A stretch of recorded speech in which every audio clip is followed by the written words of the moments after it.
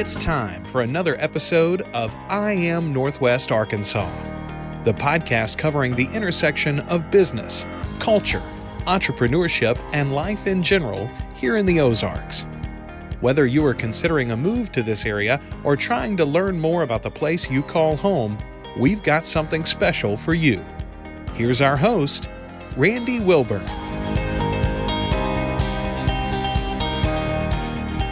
Hey folks, and welcome back to another episode of I Am Northwest Arkansas. I'm your host, Randy Wilburn, and I'm excited to be with you today, as I always am. And you know, I am recording this live and direct. Well, at the time of recording, I'm recording it because when you're listening to this, it's not, well, you get it, the idea, it's not live. But the bottom line is I'm in the Furman Garner Performance Studio here at KUAF.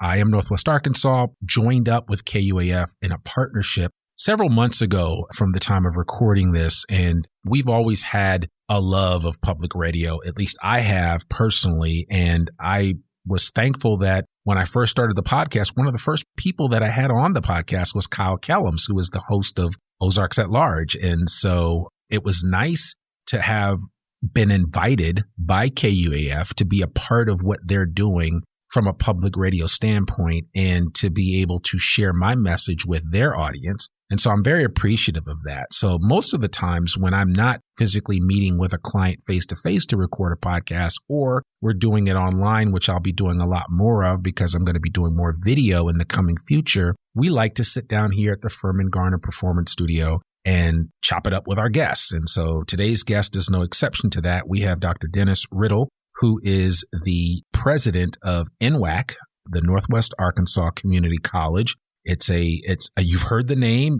Some of you know young people that are attending and matriculating through the programs there at NWACC. But I've been wanting for the longest time to get Dr. Rittle on, and I'm so thankful that he has decided to join me today. And so without further ado, Dr. Dennis Rittle, how are you doing? I'm doing well, Randy. Thank you for the opportunity. Absolutely. Absolutely. So listen, why don't we just start off right off the bat, because you're new at NWACC too. Why don't you introduce yourself to our audience, and then we'll get into just the overall conversation about the school and what you're doing at a community college level here in Northwest Arkansas. So tell us your superhero origin story. And you can be brief. I know some people say, how far should I go back? And should I go back to birth or 15 or what? You decide what. Just give us the Cliff Note version of your superhero origin story, and then we'll dive right into NWACC. Superhero. I don't know if I would say superhero. I was born and raised outside of Philadelphia, Pennsylvania. And what got me really excited about entering into education is I was actually a volunteer teacher even when I was an adolescent, and really enjoyed it. And always had a real skill set for the math and the sciences. And so when I was in high school, I was asked to donate my time at the local YMCA to help people who had dropped out of high school prematurely and help them go ahead and complete that high school diploma. Because oftentimes that can be a real roadblock for opportunities in the workforce and opportunities to continue to move forward in their career ladder. And so as a result, I found that I was really good at it. And I would just do that. I would donate the time in the evening. The time would get away from me, didn't even have an idea. And that's what kind of got me hooked into the space. I went to the military. When I was in the military, I was a meteorologist. And I worked at the most technologically advanced weather station in the military in the world. And I was actually interviewed on Good Morning America back in the early 90s. And while I was there, because of my skill set there, they brought me on also as a trainer. So I would train all the new employees who came into the unit, into the weather station. I would train them on the technologies. And it was just very natural for me. So I had done some overseas tours and other activities. Anyway, way led to way. And by the mid-1990s, I was allowed to teach for Air University, for the Community College of the Air Force. And I taught in the atmospheric physics, thermodynamics, and Doppler radar theory areas, and taught in those spaces. And that's kind of where it kind of took off.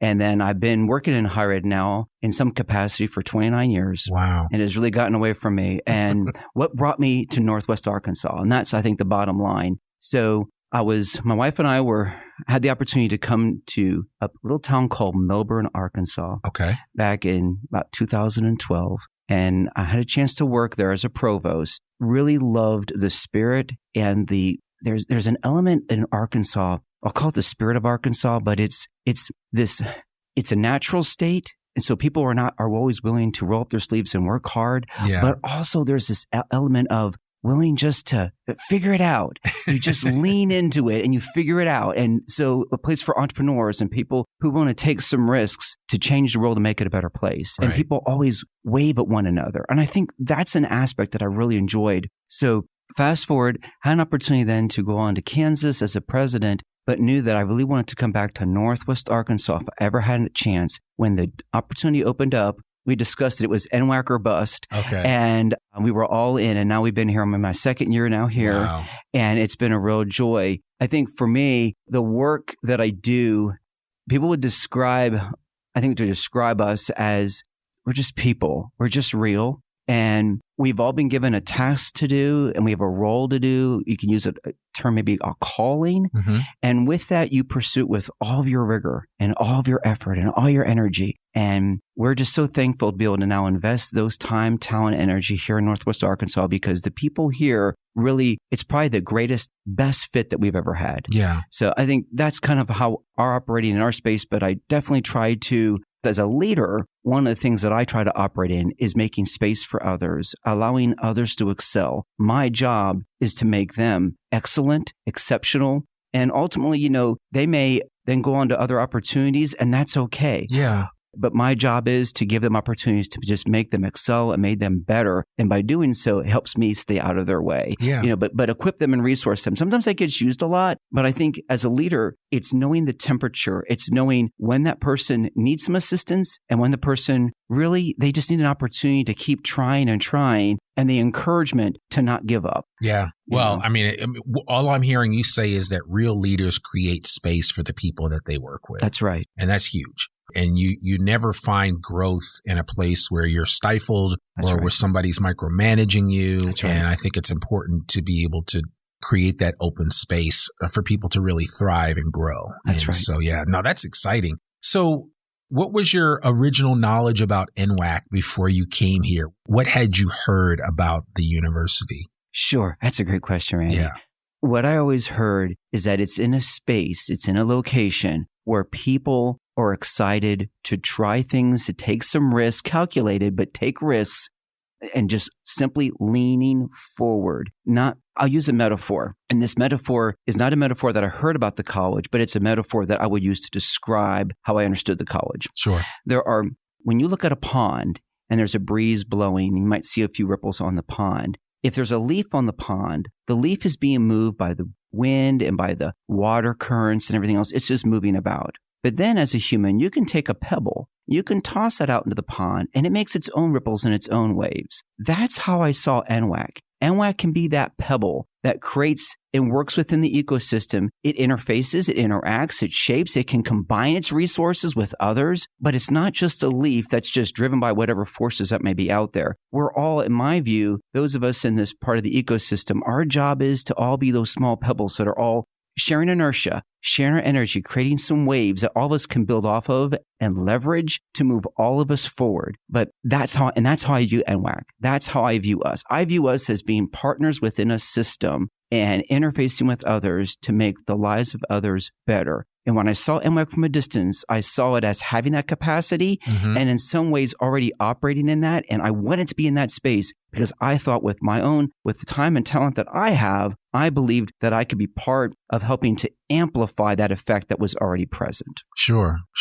Well, and kind of to piggyback on that, why don't you, if you could just elaborate on what you believe to be NWAC's mission and its role in our community as a whole. Because what I hear you saying is that you're touching, it's not just that you're open for business and that you want people to come through and matriculate and go to school there. It's about the touch points and other ways that you can connect both young people before they even get to the point of coming to NWAC, as well as those that maybe never got to that stage and now are thinking back about going back to school in their 40s, 50s, even 60s. Sure. And saying, you know what, I want to get a credential. I want to go through and get some additional learning. I'm always amazed. My mother-in-law, she's 77 and she's still learning. As a matter of fact, she's taking it's an older adult computer class. And the teacher was like, you're so good at this, you should teach the class. And she wants to teach the class. That's great. So I think we're never too old to learn. That's right. And that's the beauty of it. And for some people, you're not going to maybe necessarily go and enroll at the University of Arkansas. And there has to be an option for you. That's and right. I think NWAC is that perfect option for a number of reasons. But I would love for you to talk about the mission of NWAC and how you perceive its role in this community here in Northwest Arkansas. Great question, Randy. I view it as metaphorically as an anchor.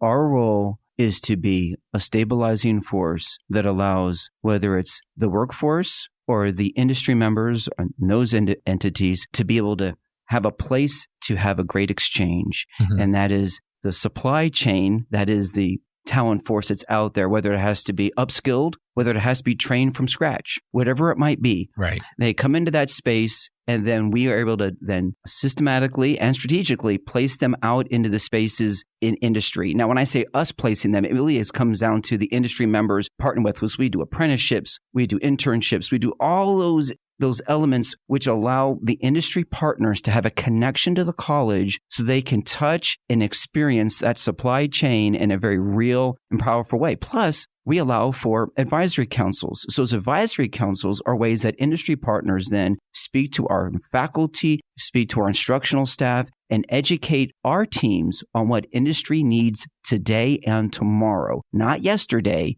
today and tomorrow. And that helps us continue to stay very, very relevant. But you spoke to this, Randy. Our role as a community college is we reach students very early ages.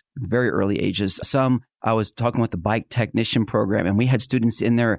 The youngest we had in there was a 14-year-old learning bike technician skills. And then we've had some that were in their 80s, and they'll go through the program. It's a niche program. It's drawing people from all over, not just this region, but even all over the world.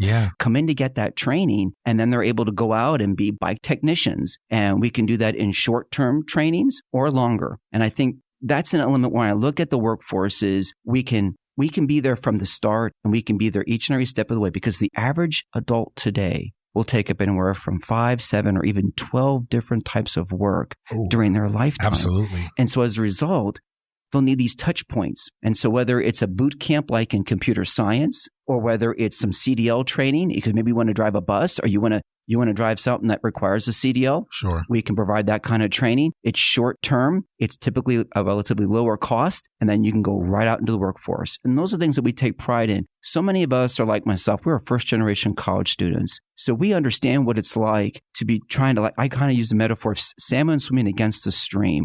You're trying to do something that people around you and who might have been role models in your life haven't done before. And so you need to surround yourself with people that are going to encourage you. They're going to celebrate you. They're going to join with you in the journey to make your life better. And in doing so, you celebrate in those moments. It's exciting. How can I be part of such a journey? You do that by being part of the NWACC team. And that's what we do. That is what we do.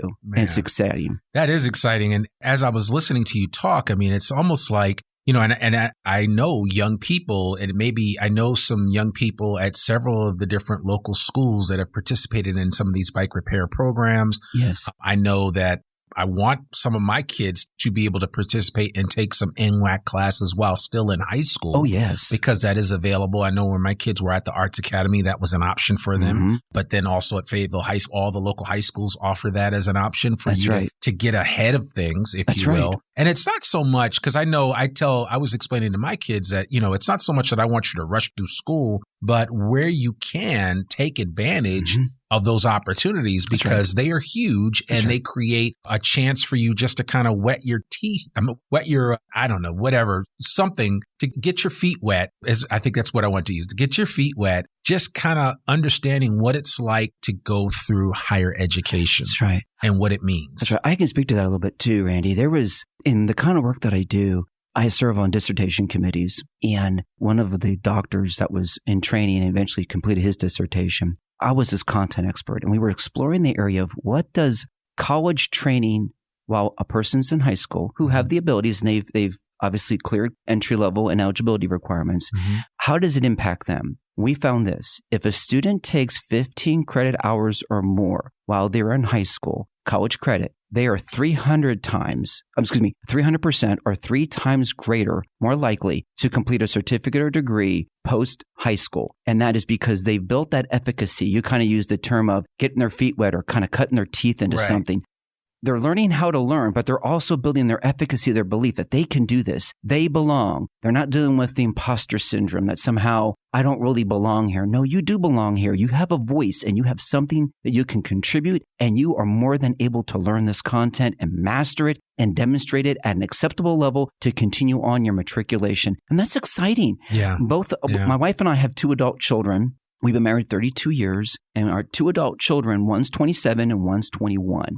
Both of them completed 2-year degrees while they were in high school. One went on to be a biomedical engineer and an architect, and the other one went on to be a non-destructive testing specialist. Both of them went through the process. So one went right to work, one went transferred on to the university. Both had very successful journeys, but they believed they could do it. And so what it did is it reduced time, which increases their opportunity then to make money in life and to be able to do better in life earlier on, especially if they want to continue on at the university level. And then the other part of it is it allows them, when we're young adults, what happens? Life gets in the way. We make these plans for 3, 4, 5, 6 years. And it's like what we had in our mind as an 18-year-old doesn't typically maturate by the time we're 23, 24. No. Life is just different than we thought. And so by helping the students who can do the work earlier on, it allows them to have great opportunities. But that's the concurrent side. We call it concurrent enrollment. So while they're in high school, they're also taking college credits. Yeah. But we touch students at every station in life, and it doesn't matter. Transparently, about 4 or 5 years ago, I was going to jump. I had always, this was like a bucket list thing for me. I have undergraduate degrees and graduate degrees and PhD, what have you, but I always wanted to get an MBA and specialize in an area of marketing. Okay. Not because I'm good at marketing, because I know I needed to know more about it. Right. So in order to get into this space, I needed to brush up on my accounting skills. So what did I do? I took 2 classes with the local community college to brush up on my accounting skills so that when I did my MBA, it was so much easier. Yeah. And it was amazing because I was more than prepared to handle what I was going to handle there on the accounting side. But that's just another example. Me personally, as a customer, and I'm a 2-year grad. My wife is a 2-year grad. My son and, of course, daughter are both 2-year grads. So we've all leveraged what it does for all of us, and we're big believers in it. So I believe you're never too old or never too young to leverage what the community college has to hold. And it doesn't just help in education. It also is a place where people in the community can interact and use our spaces and our resources to help advance the interests of the community. Because at the end of the day, what is NWACC? NWACC is Northwest Arkansas Community College. Yeah. We are here for the community and the community's needs. Thank you for letting me share a few of those thoughts. No, I appreciate it. I mean, you spelled it out perfectly. And I really hope people listen to this and share it with other people that maybe need to hear it. I know there are a lot of people, like you said, you used the word imposter syndrome, that walk around maybe ashamed that they only got their GED or they only graduated from high school. And it's never too late, first of all. So I want people to hear that first and foremost. And then secondly, for young people, because we have some young listeners of this podcast. If you're listening to this and you're in junior high or high school, I really want to encourage you to be thinking about maybe stretching yourself into an uncomfortable place and trying some classes that may be at a higher level than what you're used to, because you just never know what door that will open up for you. That's right. And not from a vocation perspective, but more just from a learning perspective. Yes. It's huge. And it could really send you on a different trajectory than maybe where you were originally headed, because you've taken the time to try something new that you didn't really have a frame of reference for. That's right. I'll give you a little example of that. So our eldest was taking a psychology class, general psychology class, while he was in high school, college level. And he had adult learners in there. When I mean adult, like 40s and 50s, people who were parents and even a couple that were grandparents. And he was telling us, his name is Daniel, he was telling us, his mom and I, that having those adults in there, his eyes and his mind was opened up to stuff that it just didn't dawn on him as a 16, 17-year-old. It just didn't. And his perspective of the world and his perspective of how things operate in our world changed. And it made him a much better human being. It made him much more respectful, but also a lot more reflective, recognizing that life, there's complexities to things and that you can learn from people of all different stations of life. And I look back on that moment and I think about what it did for him. So when you're talking about some of your younger listeners, Randy, you're exactly right. What they will be able to glean from those classes, as well as what they're going to be able to contribute. Because I assure you, those 40 and 50-year-olds, they learn when they hear from the teenagers because they get to see through their eyes. We use this phrase, all learning begins by looking through the eyes of someone else. Yeah. Seeing through their eyes and their challenges and the things that make them celebrate and the things that make them cringe. Yeah. And oftentimes we can be just, ignorant to those things, or just water on a duck's back. And when you're in class experience and you're learning, it's amazing. It penetrates through and it touches to our core, and we're made better people. Yeah. Well, I know we collectively struggle with generation bias. Yes. Right. Which is a real thing. So boomers have a biases towards younger generations, not so much Gen X, but specifically millennials and Gen Z. Absolutely. And Gen X has, I always say, and I don't know how old you are, but I'm 54 and I'm kind of, I am a Gen Xer, a true Gen Xer. I was a latchkey kid. And the one benefit that my generation has that like the boomers don't have is that, I was like the first kid that was given an email address in college. So I remember it was a big deal, right? And we're talking back in the late 80s, early 90s. I got an email address and I was like, well, what am I going to do with this, right? But lo and behold, I was right at the forefront of that. I was at the forefront of the internet. So I remember that. But I also have the understanding of, my interactions with the boomer generation and the great generation. Yes. And some of the sensibilities that come along with those generations. And each generation brings something unique to the table. Yes. And it's not so much a competition. It's more of do you have an understanding of where each generation comes from? And the thing that I'm always saying about Gen Z, which they get a knock all the time, but these kids are very iterative. They're highly creative, highly technical, because they are, most of them are digital natives and they don't have a choice but to kind of pick it up and understand things. That's right. My 13-year-old, I remember when he first picked up an iPad, he had figured it out. I didn't even have to show him anything. Right. He figured it out quickly. And I remember Seth Godin telling this story about how they dropped some computer parts off to a bunch of children in sub-Saharan Africa at a village. And they just did an experiment to see what would happen. They came back like 6 months later. Those kids had figured out how to program that thing and all of that. And that's just the very nature of where young people are. So I don't care where you are, whether you're in Northwest Arkansas or it's somewhere in Africa. These young kids today have the ability to process and consume and iterate like you wouldn't believe. That's right. And so I think it's important, especially those that are older that are listening to this, to understand that we've got to give these young people their space. That's right. To fully develop and mature. Yeah, they're immature. I was immature. I wasn't mature. Right. I tell people all the time, I wasn't mature until I was about 27, Dr. Riddle. That's right. It took a long time. That's right. And guys mature later than girls, That's right? So that's just the way that it is. This is just a fact of life.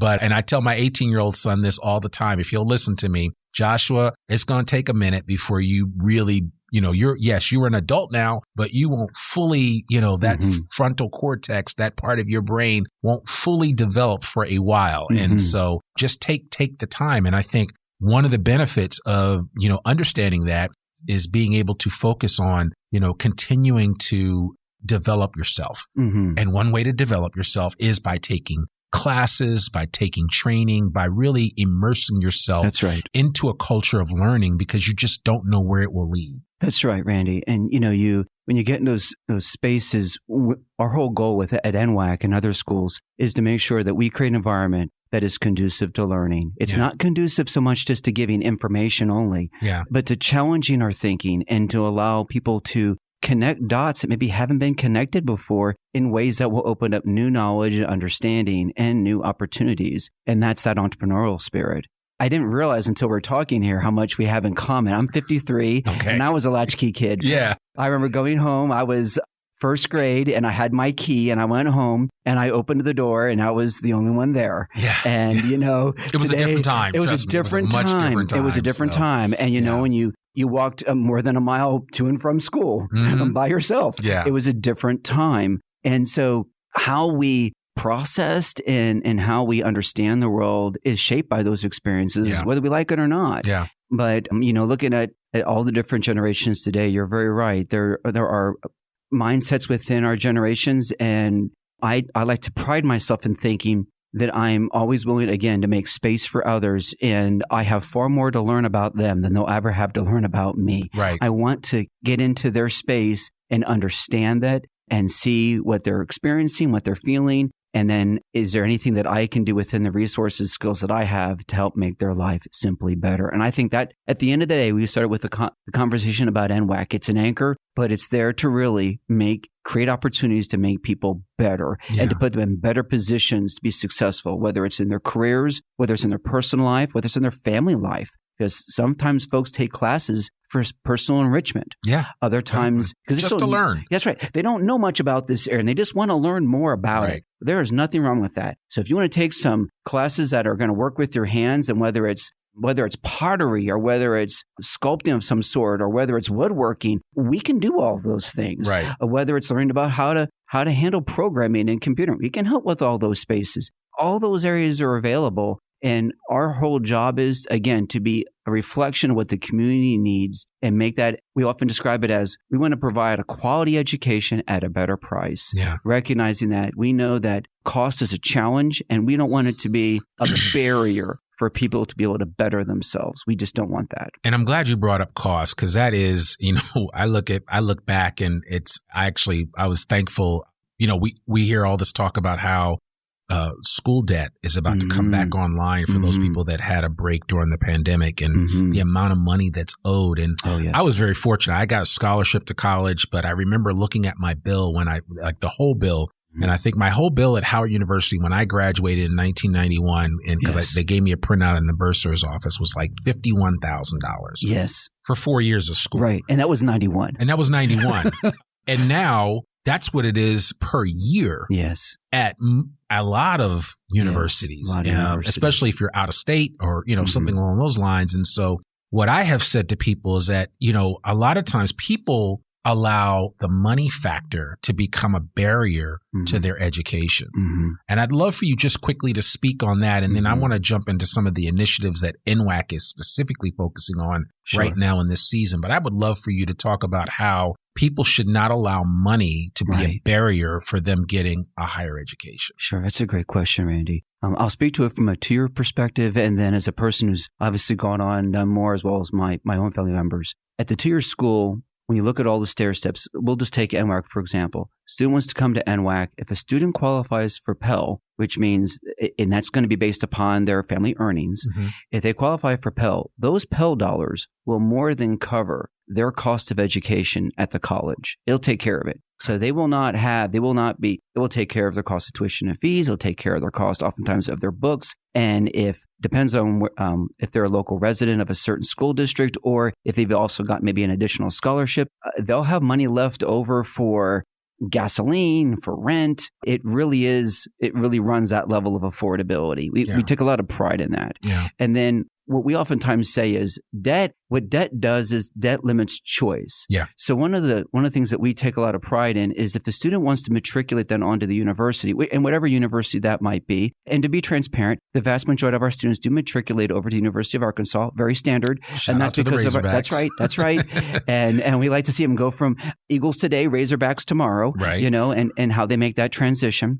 And so as we see the students move on, they can then enter the university with either little or many times just no debt. Yeah. Just no debt. Yeah. And then that way, they're not being driven by, or they're not in a spot where the debt then is oftentimes discussed as if the debt is driving the engine, then the tail is wagging the dog. Yeah. And that really is a challenge. And, when parents are looking at it, or those maybe who are helping to, especially for the younger students who might have others that are helping to fund the cost of their education. That's a real thing. It's a reality. So our role is to try to help minimize any debt whatsoever. And oftentimes there is no debt, and then allow the student then to make those choices based on the merit of, going where they want to go and be able to pursue the kind of career they want to pursue, absent of that debt being the driver. And then the other element of it is, and this is where I get very real with people who want to go right to the workforce, is if people finish the college at the tier school and they either get a certificate or a tier degree that might be to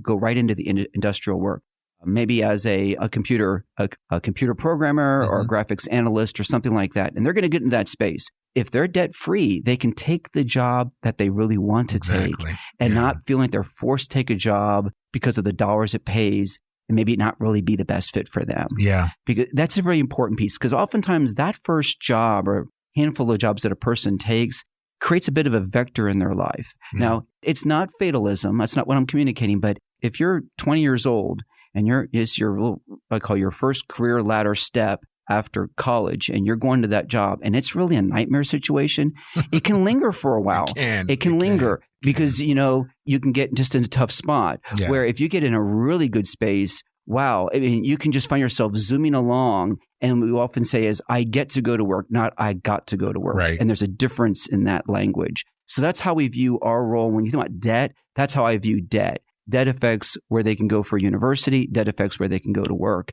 And our job is to try to keep that debt minimal, if at all, just absent. And just so that people are listening to this, you need to be aware that, and I love you using, Dr. Rittle, you used the analogy of a step, right? So like NWAC could be that first step to you getting that 4-year degree. So you get that 2-year degree, and then maybe you go out in the workforce and work for a couple of years. And heaven forbid you get a job with a company that offers some type of education reimbursement. Absolutely. And you can finish up your schooling and get those additional 2 years and matriculate through a 4-year program and get a degree debt-free. That's right. And then, oh my gosh, what if you want to go get a master's or something like that? So those are the steps that are real. And I remember my mom getting her master's at night at City College of New York, and she got 2 of them. Because she was an underachiever, but I remember her running over there at night to do that, and she worked a full-time job, raising a son, and got that degree at night. Those additional degrees at night, those masters, and a lot of times you say to yourself, "Oh, that would never be me,"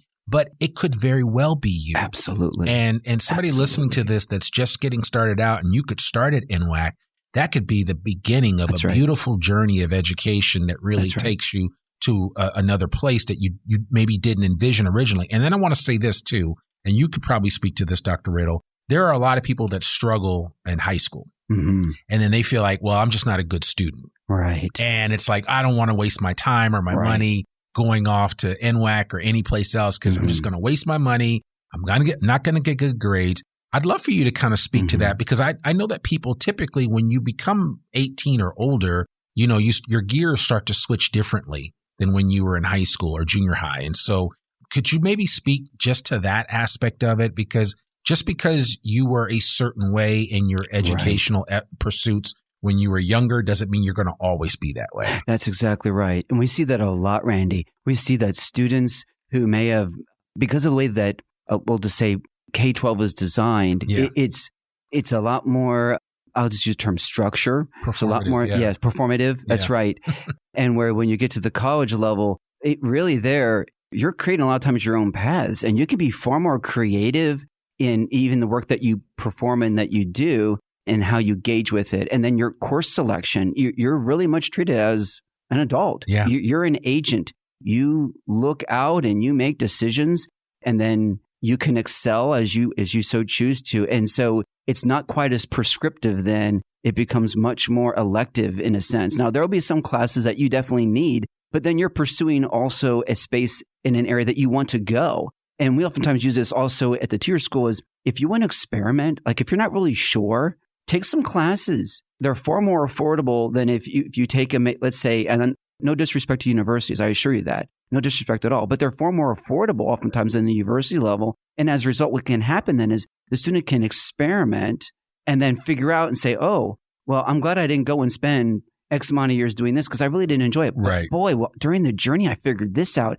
And now I'm going in a whole different vector, but I'm happy and I'm excited. I didn't even know anything about this, because oftentimes the students will go after careers that they've been exposed to already. So what either a parent, a grandparent, an aunt, an uncle, a cousin, friends, it's just the stuff that they're familiar with. But those careers that they've not been exposed to before, they don't oftentimes get exposed to those or the types of skills that are required in those areas until they start experimenting at the college level. And they start going, wow, I didn't even know I was good at this, or that I was even interested in this type of thinking or this type of knowledge or skills. Yeah.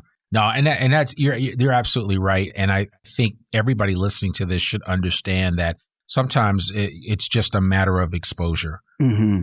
Some things we think, oh, we're just I've never been a public math guy. I'm okay in math, just squeaked by with whatever I had to take at Howard, but math was not my thing. Mm-hmm. English, yes, absolutely. Math, not so much. But I went to a community college because at one point in time I was thinking about going to get my MBA, and I took an accounting course, just like you said, and I loved it. It was actually had a really good instructor, so that made a difference. But I learned a lot about accounting that I just had not learned before, and nobody knows that. It's just like young people growing up don't have, you don't grow up with an understanding of finance and account, and specifically personal finance. It's like, that's a learned thing. You have to learn that.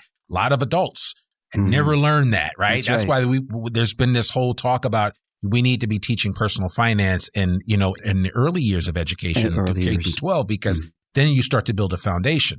That's why classes like home ec and others are so important. Yes, because they really help to develop the whole student, not just one aspect of them. That's right. So, yeah. Right. Yeah. You ask a student today, particularly a younger one, to say, I'm not going to use the term checkbook because that's a bit of a dated term, but just to have what is, do you know how to balance just your own records, your own financial records? And they're kind of look at you just like dumbfounded. Yeah. Because, I can go and check and see what's in my bank account by going online.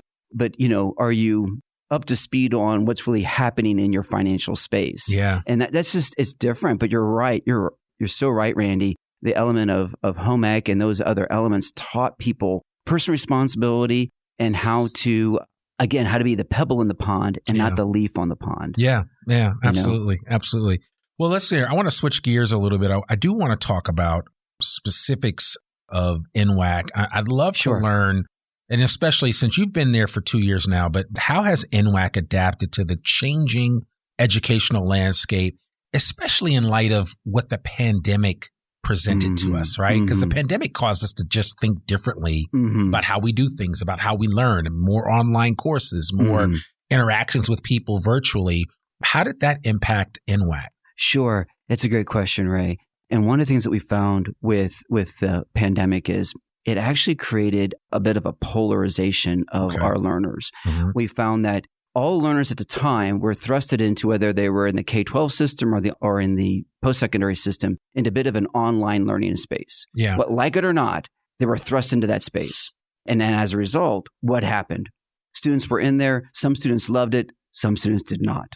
Absolutely. And so when the pandemic started to wind down and face-to-face classes then began to be an option again, we saw a whole market segment come rushing to those face-to-face classes because they wanted to be back in the learning space, seeing somebody, talking to somebody, shaking someone's hand, whatever it might be. They wanted that face-to-face exchange, though there was a whole nother pocket of learners that loved the online learning experience. And because the technologies have become better refined during the pandemic, now we find that we can do a twofold approach and oftentimes even a hybrid. So you can do a hybrid where you maybe do some online and some face-to-face, particularly in classes that might have lab type skills that you need to demonstrate those skills in a face-to-face environment. So we can do those in a hybrid format where they come to face-to-face there, but maybe the lecture and all that is online. So that's where we've seen the movement, and that's where NWAC has obviously operated as well. Yeah. So we've seen some of our programs of study have the student body, for whatever reason, the learners in that space have definitely preferred the online. And so there are more courses offered online than face-to-face. But there are other areas of study that have they've almost abandoned online altogether and just wanted to go strictly face-to-face. Now, we'll still do some online. And we also recognize that the hybrid is important. I want to explain that just for a moment, because when you talk about the pandemic also demonstrated that whether the learner enjoys online learning or not, is they still need to have the competency of those technologies because they're going to need them in the workforce. Yeah. Oftentimes, they're going to get into a place of work where they're either going to be using technologies that we use today that have really advanced out of the pandemic, whether it's virtual type meetings or virtual type conferences. They're going to now have to know how to join them, but also how to manage and lead them and schedule them and leverage them and recognize the weaknesses and the strengths of those meetings and how to sequence them in a way to allow for their teams to be dynamic and active.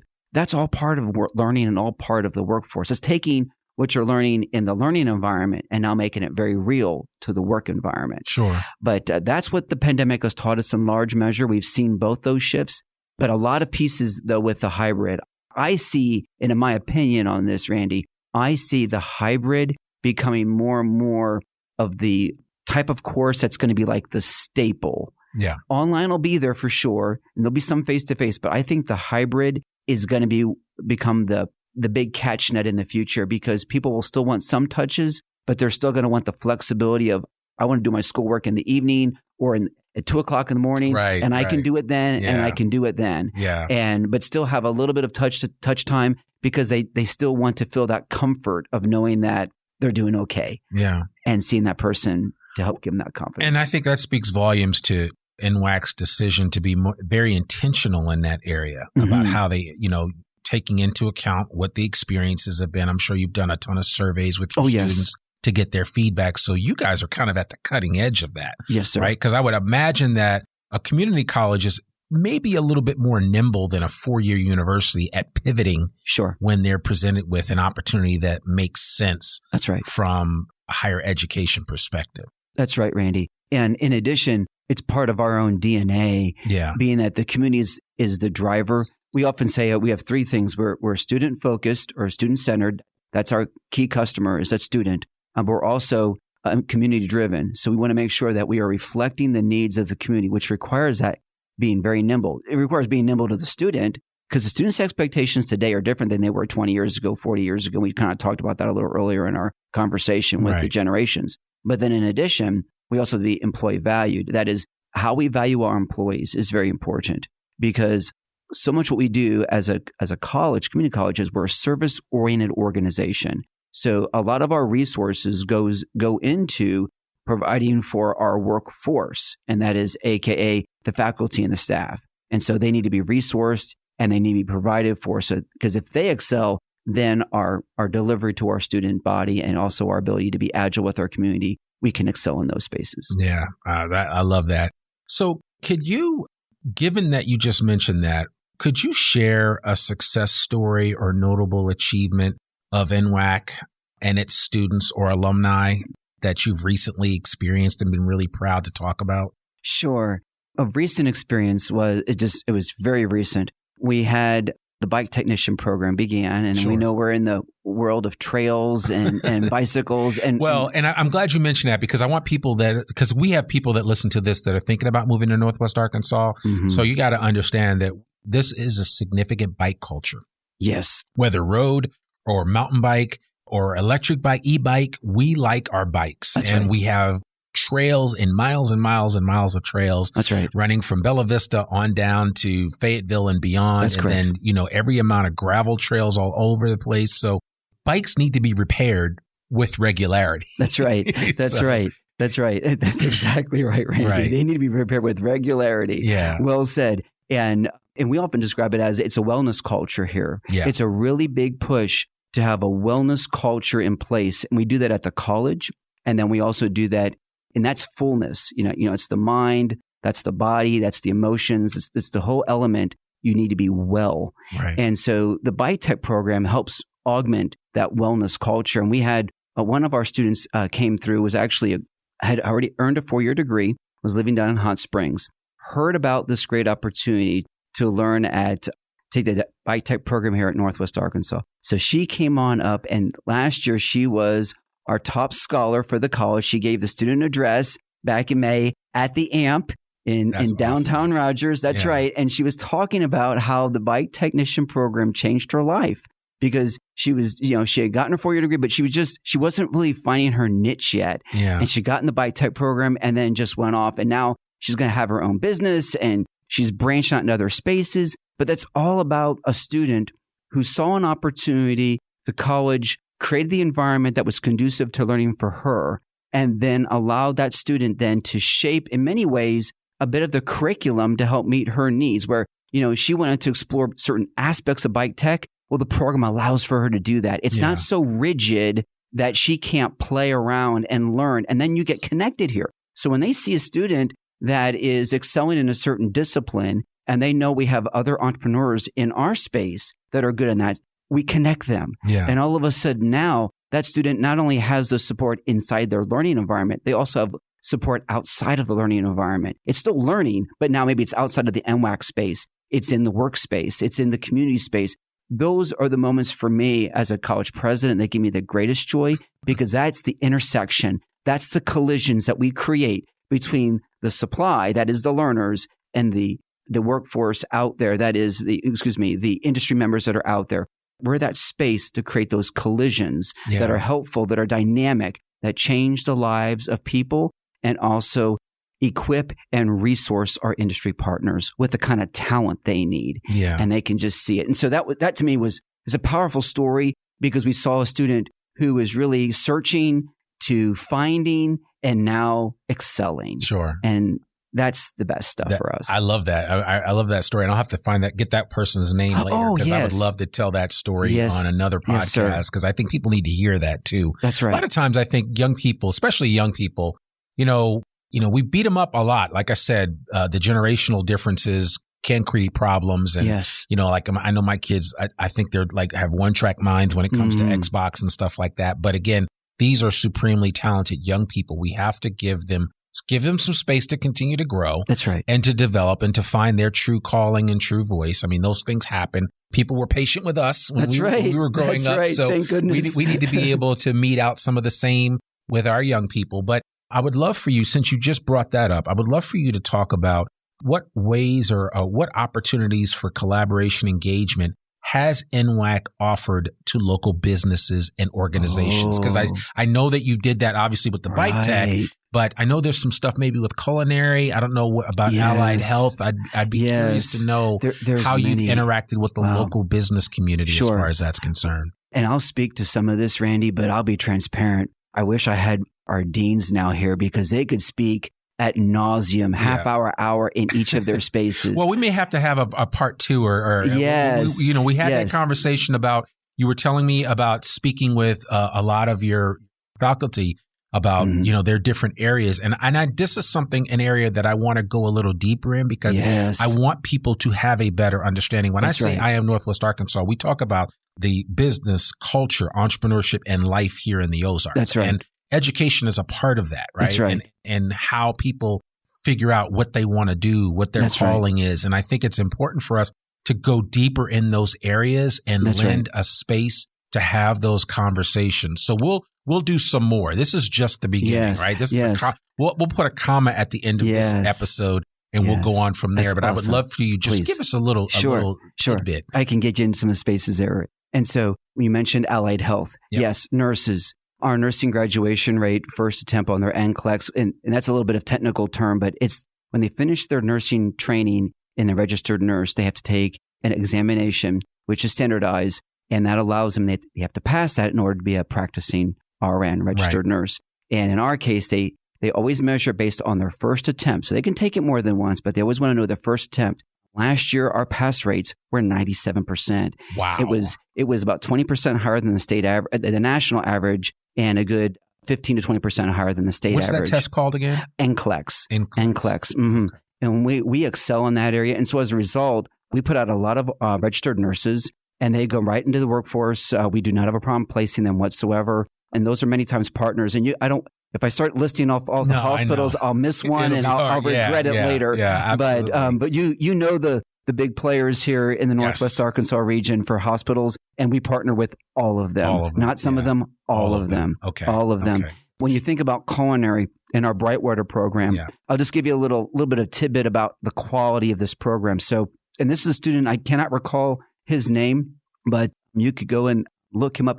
He was a Bentonville student, was in concurrent enrollment with us, and was in our culinary program, and he was competing in Skills USA. Won the state, went to nationals, and was competing at nationals in culinary. That's one of our own right here in Northwest Arkansas. That's amazing. It was first that came out of this region. Usually they've come out of the Little Rock area, and it really bumped into that space. But that's the culinary program. The culinary program, not only do we help these younger students, we also are a site that trains the U.S. Olympic team.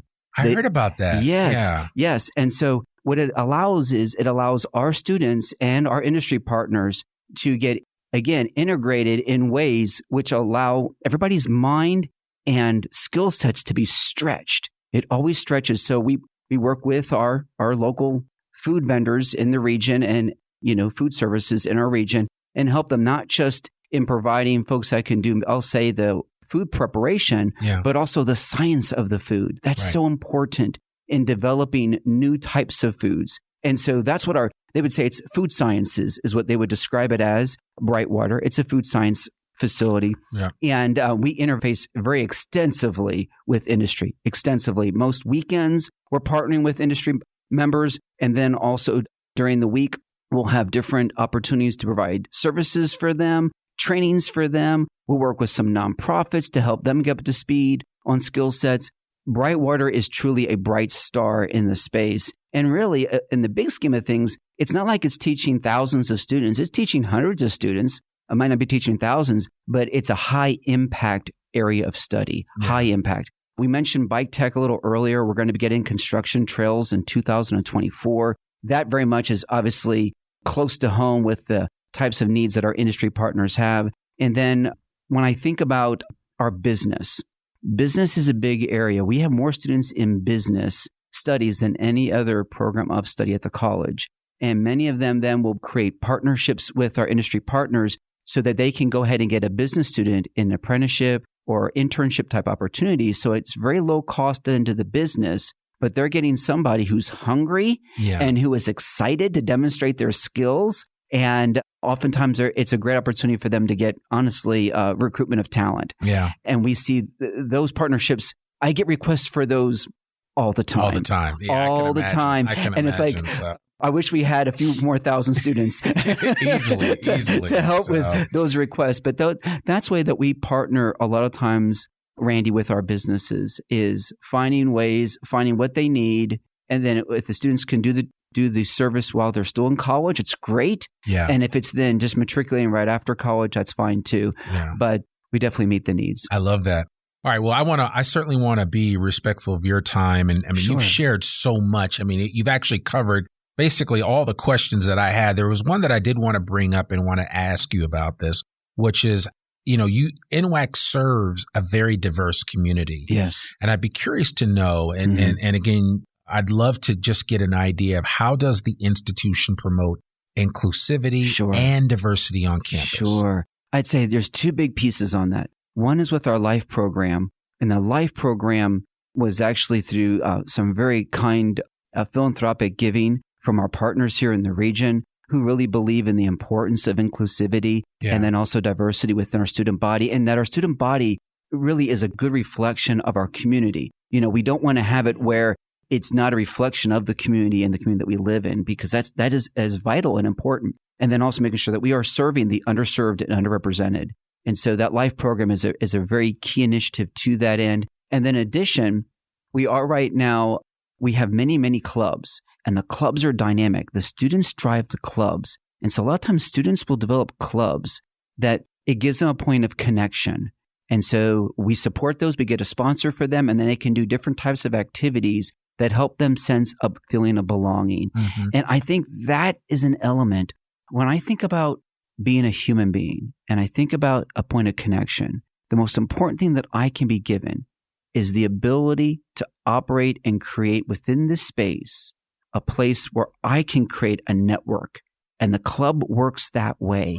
It's encouraged, it's supported, and it allows students of all different types to feel a connection point and to then be able to get support with one another. And we find that those are vital. They're also help with retention and completion rates, because what happens? Students oftentimes want to be encouraged by those that are like themselves and are similar in whatever that might be, whatever trait or characteristics that might be, but they feel a sense of commonality. And in doing so, it helps them raise their game because they encourage one another. Yeah. One's feeling down, one builds them up. But that's how we promote it, Randy. We do it through our LIFE program, but also through how we go ahead and manage those clubs. We have many, many clubs, and the clubs are important because that allows the students then to feel connected.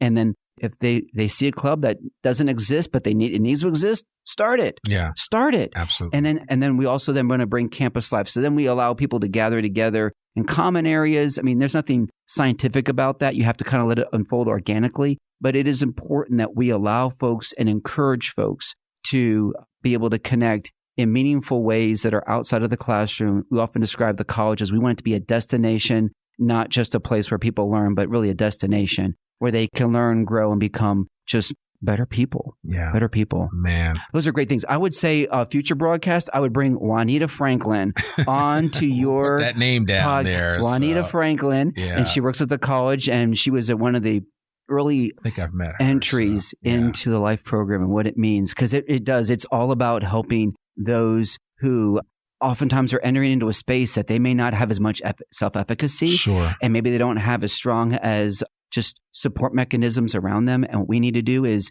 be there to stand with them and support them and help them in the journey, because every one of these lives, they're all so important to us, and they're precious. And that's Northwest Arkansas, isn't it? It is. It really is. I mean, you've laid it out very nicely. Man, there's just so much here, and I hope that people will have allowed us to unpack all of this over the last hour can appreciate this information. Dr. Rittle, it has truly been an honor to have you on the podcast, and this was well worth the wait. For anybody that wants to know how to get in touch with you or how to connect with NWACC, what's the best way for them to do that? Sure. To connect with me, they can reach me out electronically on email at drittle, and that's for Dennis Rittle, and it's RITTLE at NWACC.edu. Also, of course, visit the web, www.nwacc.edu, and they can find out about programming. They can find out about opportunities.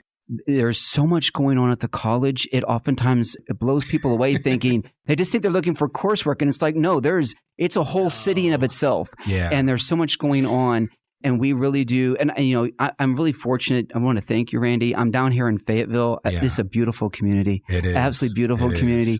And I had Chancellor Robinson and I, we meet about every month. Okay. And we just met last week, and we had a great time, and we support each other, and we're always trying to figure out ways in which the college, the community college, and the university can partner together, because the more seamless we make it, the better it is for students. Yeah. And that's better for our region too. I agree. Always got to give a shout out to the Razorbacks. Absolutely. Thank you for sharing that. And, I agree with you. I think too, that people need to understand, and I've heard this said before, that when you look at a region or an area, any area that has a very strong community college, that's a vibrant community college, that typically is a pretty strong area, if you will. And so it ends and starts with that. And so I really want to encourage people to take a closer look at NWACC, whether you just want to go back and take a class or two, whether you want to get a credential for one reason or another. Sure.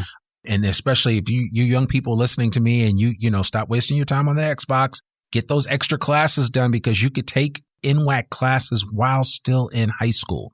And there are a lot of opportunities for you to kind of move things along, not to rush you through college or rush you through school, but a lot of times you're sitting there with extra time on your hands. You could be taking some classes that could really benefit you and help you make a better, more fundamental decision about what direction you want to go once you matriculate through high school and are then able to get into college and decide where you want to go. And so you're not practicing once you get to college. You will have already had some experience. That's right. Yeah, and Randy, I need to piggyback on one thing you mentioned about the Xbox. So NWACC does have an esports club, and we're going to have a sanctioned sport come the spring. So if they do have that itch, we can help them, but it not be replacing the importance of going to school and bettering themselves in the wholeness of the person and not just within one space. Well, yeah, because esports athletes, or if you want to call them athletes, they actually do quite well financially. Yes, I told my kids always like, well, what if I do this? I'm like, yeah, well, if you're making $250,000 a year playing Xbox,